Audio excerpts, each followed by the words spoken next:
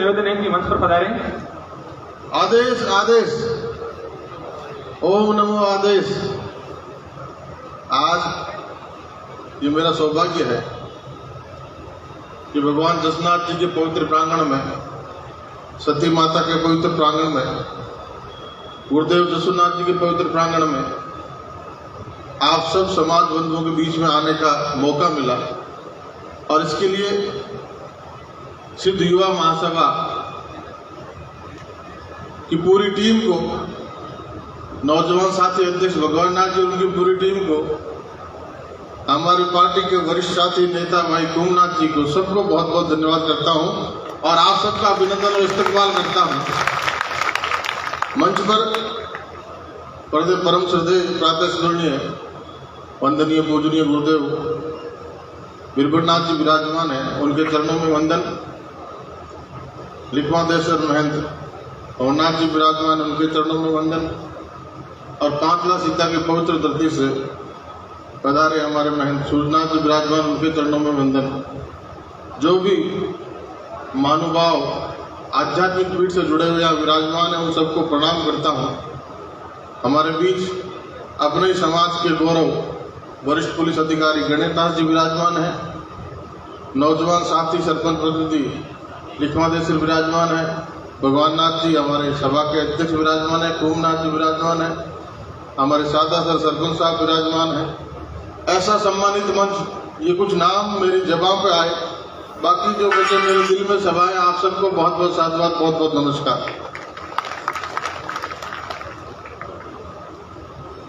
आज भी किसी विधा में सिद्ध हस्त जब होता है, जब उस विधा में वो बरसों बरस प्रयास करता है, और मैं तो उन लोगों के बीच में बैठा हूं जो जन्म से ही सिद्ध हैं। ऐसे सिद्ध पुरुषों को मैं नमन करता हूं। और इस मरुभूमि पर गुरु भगवान के बताए हुए 36 नियमों को मानते हुए दैनिक दिनचर्या के ऐसे ऐसे नियम जो हमारे नित्य मानने के नियम है, एक आचार संहिता 36 नियमों की गुरुदेव ने दी, और उसको मानते हुए ये किसान कौम अपने अपने हिस्से का योगदान पूरे समाज में करती है। आज बालकों का प्रतिभा सम्मान समारोह है, और प्रतिभा सम्मान समारोह किसान परिवार की बेटे बेटियां, जब कोई कला संकाय में 97%, विज्ञान संकाय में 98%, ये बेटियां और ये बेटे किसान के पढ़ लिख के आगे बढ़ेंगे, तो इनमें से निश्चित तौर पे कोई न कोई पुलिस अधिकारी के रूप में गणेश नाथ जी की तरह हमारे बीच में होगा, कोई तहसीलदार जी की तरह हमारे बीच में होगा, कोई कुमनाथ जी की तरह हमारे बीच में होगा, कोई पंच प्रधान प्रतिनिधि के रूप में हमारे बीच में होगा। तो ये हमारी ताकत है, ये तरुणाई। जमाना उधर चलता है, जवानी जिधर चलती है। तो ये तरुणाई, ये ताकत हमारे सिंध समाज की ताकत है। हमारे भविष्य में खड़ी की जाने वाली इमारत की मजबूत नींव है, और ये मजबूत नींव जितनी मजबूत होगी उतना ही हम भव्य इमारत का निर्माण कर पाएंगे। गुरुदेव बिरबलनाथ जी विराजमान है। ये तीसरा मौका है गुरुदेव के सानिध्य में बैठने का। आज गुरुदेव आपके सानिध्य में बैठने का मौका मिला। एक बार मुकाम में मिला लगभग 5 वर्ष पहले, एक बार कतरियासर में मिला, और मुकाम में तो उस दिन बड़ा सौभाग्यशाली दिन था कि मुकाम पीठाधीश्वर स्वामी रामानंद जी और हमारे मुख्य पीठ के महल के बात आगे नहीं बढ़ी।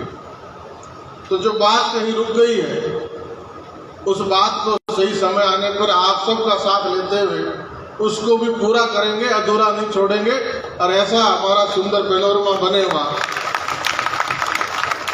और आप और हम 29 नियम मानने वाले, अब 36 नियम मानने वाले।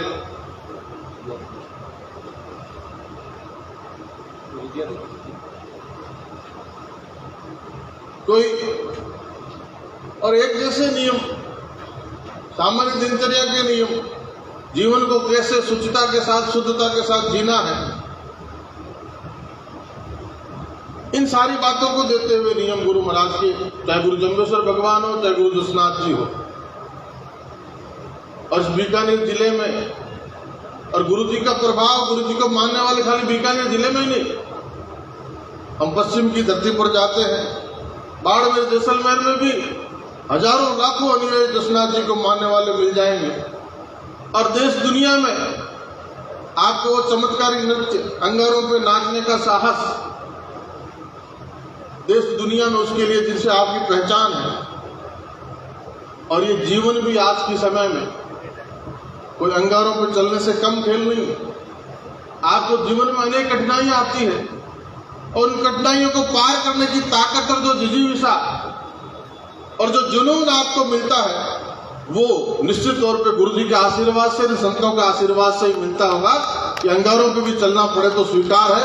मतलब कितनी भी मुश्किलें हो, कितनी भी कठिनाइयां हो, पहाड़ जैसी ऊंचाइयां हो, कठिन कठिनाइयां हो, फिर भी आप में लांग जाने का मादा है, उनसे पार पा जाने की हिम्मत और हौसला, जुनून आप में है।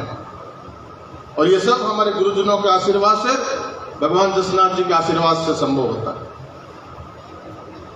अभी पीछे जब राजस्थान की विधानसभा में जाने का मौका रहा, आप सबका स्नेह और आशीर्वाद भी मिला कि लंबे संघर्ष के बाद राजस्थान की विधानसभा में जाने का मौका रहा। तो जब एक विषय आज जब बैठते हैं कि हमारी बेटियों को सम्मानित कर रहे हैं 97% के लिए, हमारे बेटों को सम्मानित कर रहे हैं हम 97-95% के लिए, लेकिन जो प्रतिनिधित्व हमारा सरकारी सेवाओं में होना चाहिए, वो प्रतिनिधित्व ना आपका है ना हमारा है। और इसके लिए एक लड़ाई आपकी भी अधूरी है, हमारी भी अधूरी है।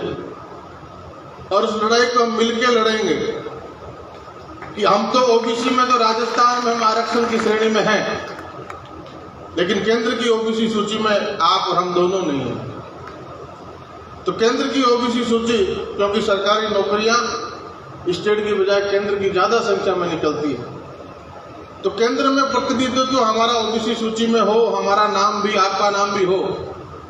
तो पीछे राजस्थान के मुख्यमंत्री से एक चिट्ठी हमने बिश्नोई समाज के लिए केंद्र सरकार को लिखवाई थी, और वैसी ही चिट्ठी जल्दी ही मुख्यमंत्री जी से हमारे सिद्ध समाज के लिए भी केंद्र को लिखवाएंगे, और उसके लिए आपके प्रतिनिधिमंडल को लेकर बात भी करेंगे। और अभी 25 तारीख को मुकाम का मेला है, और 25 तारीख को दिल्ली की केंद्र के सरकार के कई प्रतिनिधि वहां आएंगे। तो वहां जब आपका भाई बात रखने का मौका मिलेगा, तो निश्चित तौर पे कागज पे भी और जबान से भी इस बात की पुरजोर वकालत करेंगे कि बिश्नोई और सिद्ध भाइयों को केंद्र की ओबीसी सूची में शामिल किया जाए, ताकि हमारे होनहार बेटे बेटियां जो मेहनत से 95-97% लाते हैं और केंद्र में रिजर्वेशन मिलता है, तो उनकी ताकत 4 गुना हो जाएगी, अवसर 1000 गुना हो जाएंगे।